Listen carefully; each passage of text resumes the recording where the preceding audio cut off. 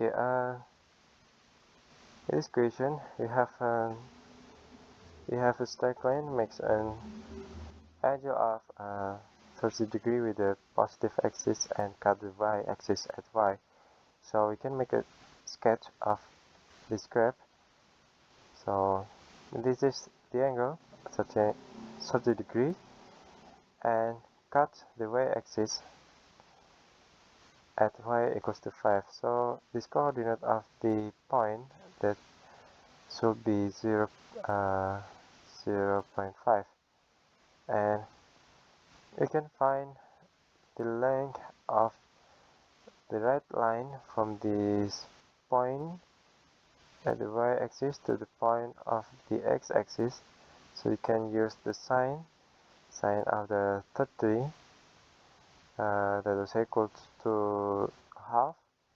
So we have front divided by hypotenuse, 5 divided by r, that's equal to half. So we can find out that r equals to 10, and then we can find the value of x using the particulars, same with the question number 2. So you know that x equals to square root of the hypotenuse minus the front in square. So we have 100 minus by 25, that would be 75. So if we make a simple form of the square root of 75, that would be 5 times square root of 3. So this coordinate point in the x-axis, that would be 5 square root of 3, point naught. So first thing, if we want to find the equation of the line, so we need to find the gradient of the red line. So we can use rules where the y divided by x in this triangle. So we have 5 divided by 5 square root of 3, where if the line that looks like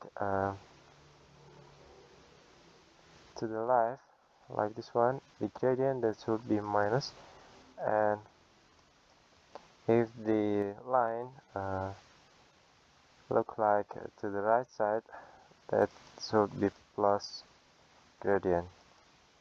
So you have 5 divided by 5 square root of 3, can cancel out the 5, so you have negative of 1 divided by square root of 3. Or you can use the common equations to find the gradient of the red line, y2 minus y1 divided by x2 minus x1. So we know that 5 minus 0 divided by 0 minus by 5 square root of 3. So we have the same gradient using two different ways to find the gradient. So, and then we can find the equation of the right line. We can use y minus b equals to m times x minus a, where I take a and b from the coordinate of the x-axis, that was a equals to 5 square root of 3, b equals to 0. So we have y equals to 1 over square root of 3 minus times x minus 5 square root of 3. So we get y equals to minus 1 square root of 3 times x plus 5. So we need to make this equation to the rational equation, so we need to multiply by square root of 3. So we have a square root of 3 times y equals to minus x plus 5 square root of 3.